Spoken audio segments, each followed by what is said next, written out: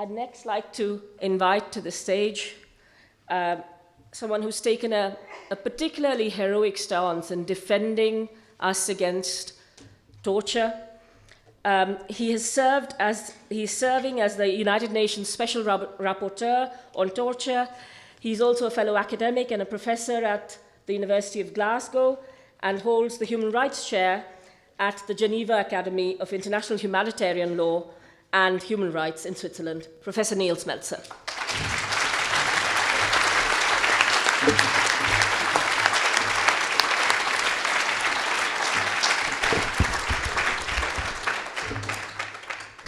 Thank you. And thank you for organizing this event. It's good to see fewer and fewer empty seats.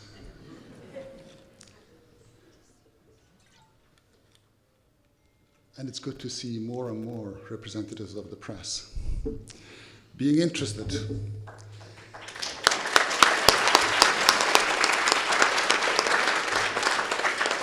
I have said many things about this case. I have come a long way myself in this case, and I've written many things about this case. I'd like to start with a metaphor that I have used yesterday and at other events, and that describe to me and help us understand what's really going on here. This room is big enough to house a couple of elephants, but let's just say we have one elephant in the room. You switch off the lights, it's pitch dark. The elephant is over there in the corner. And now I take a flashlight and I point over in that dark room. I take a flashlight and I point in the other corner. Where will all of you be looking? The other corner, right? Now Julian Assange has taken the flashlight in that dark room and he pointed at the elephant. The elephant of war crimes, the elephant of misconduct under the color of law, the elephant of serious violations of human rights and impunity. He's pointed his spotlight at this elephant, and the elephant, as a deer in the headlights, was frozen for a couple of moments, a couple of weeks. Everybody was discussing these revelations. But then the elephant snatched the spotlight and they turned it over and pointed it at Julian Assange. The room became dark, and the only thing we could see in the room is Julian Assange in the corner and the spotlight pointing at him. And now everybody was discussing Julian Assange's character, Julian Assange's private habits. Was he wearing shorts or long pants during his video conferences? Was he skateboarding in the embassy? Did he feed his cat? Did he smear things on the walls of the embassy? I mean, absolutely trivial things compared to the revelations that he made. Who is the one that has the spotlight? It's certainly the governments and the media. The media are the link. The media are the ones that observe the governments for us and then are supposed to inform us, to empower us, not just to entertain us. But if the media wants to talk about skateboards, we just want to read about skateboards. We're not looking at the elephant in the dark. And I think this is what this is about.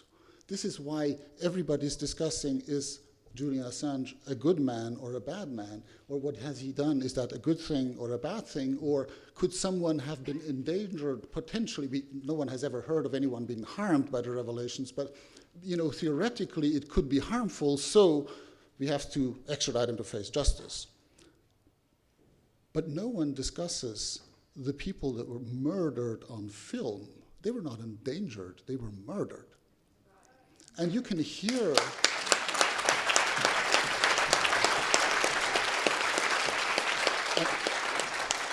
and you can hear the soldiers commenting. Now, I've been a legal advisor for the International Committee of the Red Cross. I've worked in war areas, and I know that civilians can arm themselves, can become dangerous, and become legitimate targets. Even if some of these people were carrying weapons, once they are wounded, they are protected. Wounded combatants cannot be targeted. Targeting wounded combatants, even if they are combatants, regardless whether they're civilians or not, once they're wounded, targeting them becomes a war crime. We can hear the soundtrack on that video. Oh, he's wounded. Fire. Yes, and then here comes the minibus. The driver wants to rescue these people, and then they're asking for permission to engage, knowing very well that they're shooting at rescuers.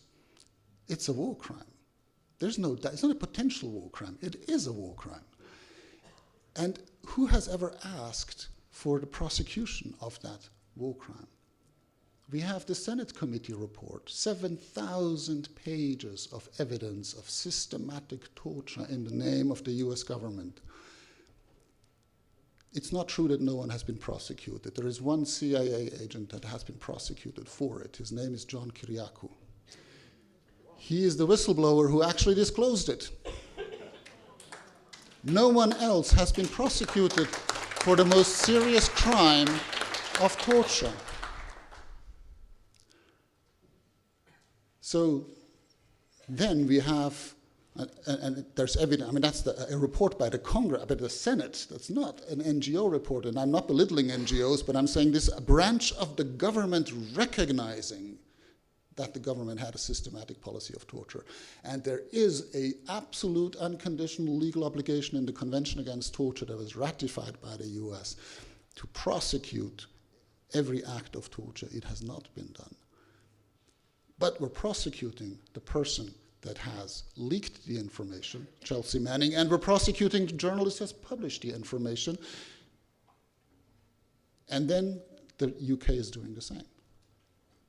The UK was an ally, obviously, of the US in this, and the UK Parliament investigated and made a report last year, confirming that the UK involvement in the CIA torture program was much more substantial than we suspected, and asked for a judicial inquiry.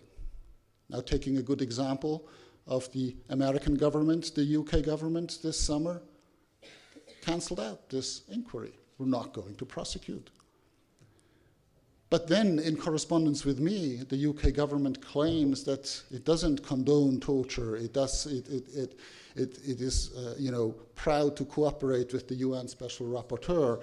But when I make a report to the UK about its involvement in torture, and I ask them to investigate their own involvement, I don't receive a response for 5 months. And then I receive a one-pager saying, we reject any allegations of torture, and Julian Assange is being treated in accordance with English law. When precisely the opposite was the result of my investigation. But it's not common law. So, by putting a spotlight on Julian Assange, these states have deliberately created a monster, a purported rapist, narcissist, hacker, and spy. And this poisoned narrative has really intoxicated the whole public. I was intoxicated by it. I didn't even know about it. I didn't know Julian Assange. I didn't know about his case. But when his legal team approached me a bit more than a year ago in December 2018, I declined to get involved because I had this visceral reaction of, I'm not going to defend this rapist and narcissist. And I'm the special rapporteur on torture. I mean, would you think I'd be a bit more discerning? But I had this visceral reaction myself. So I'm not blaming anyone for having this initial reaction. It's natural because we absorb through the media these types of attitudes.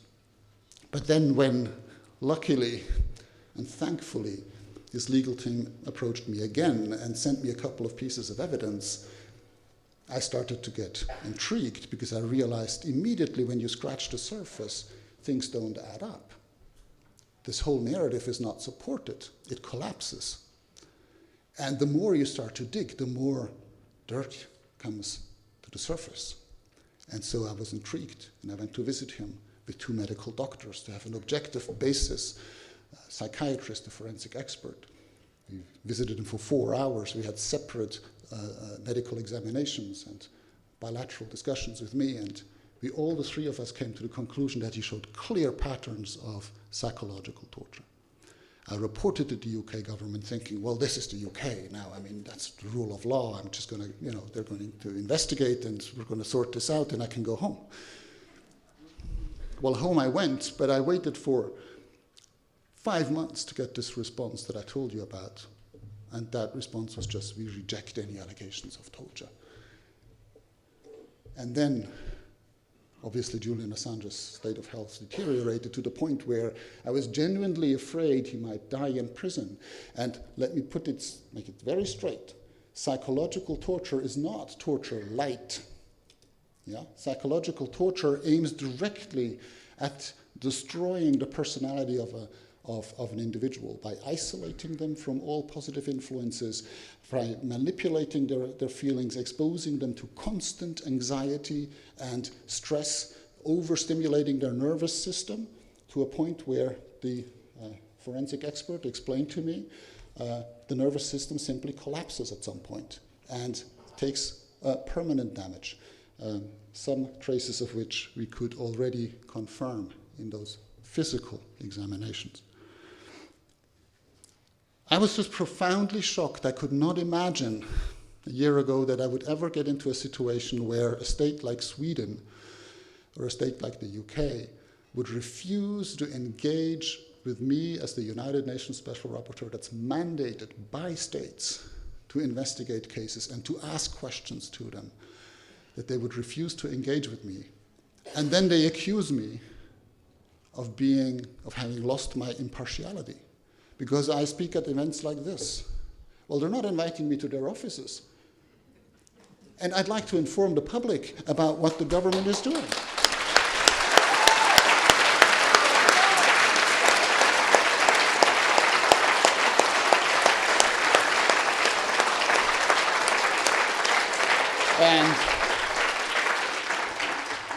And I take pride in the objectivity of my investigation. I was reluctant to visit Julian Assange. If I was partial against him. I didn't expect to find anything, but I wanted 2 medical experts to confirm it to me. Well, they confirmed something else. And I immediately recognized the patterns myself, because I've been visiting prisons for many years. I visited political prisoners in the Middle East, in the Balkans, and they all showed this type of pattern after a couple of months. So I was objective, I was neutral, I was impartial. But once I have investigated and I have identified someone as being a torture victim, I'm not neutral between the torture victim and the torturer.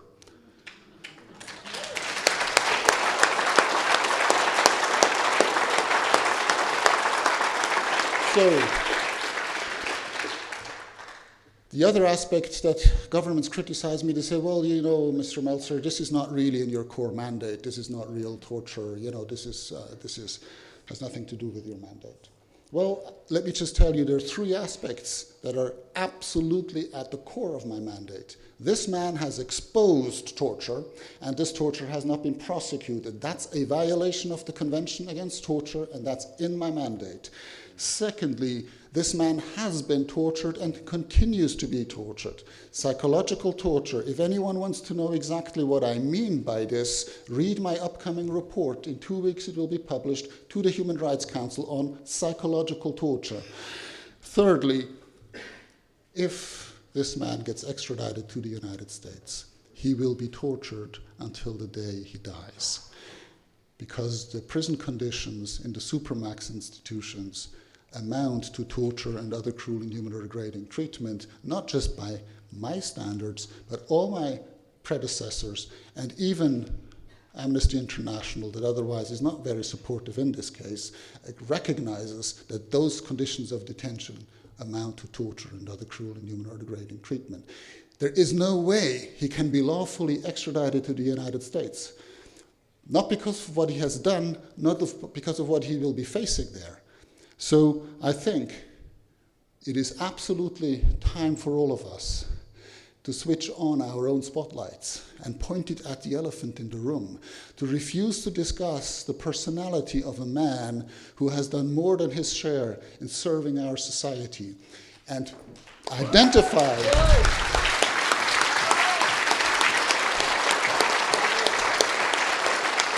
and identify what really is the issue here. We cannot have states that allow unchecked power. Human beings cannot manage unchecked power. That's why we created the separation of power. That's why we created checks and balances. Now, these checks and balances, these branches of government tend to collude with each other if we don't supervise them. And that's why we have the free press that's tasked to do that. But the press that doesn't do that isn't free. It's not a press at all. It is just a public relations department of those governments.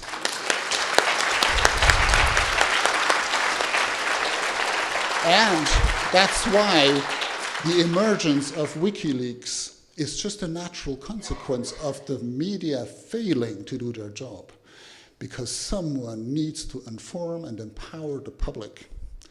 And now it is up to us, because it is about Julian Assange, but it is much more also about all of you and your children and your families. And 20 years from now, will you still be able to know the truth about what your government is doing? Or when it has become a crime to inform you about what your government is doing with your tax money to other people that have not done anything wrong in their lives? So it is up to us. We have to take our spotlights in our hands and point it at the elephant. Thank you very much.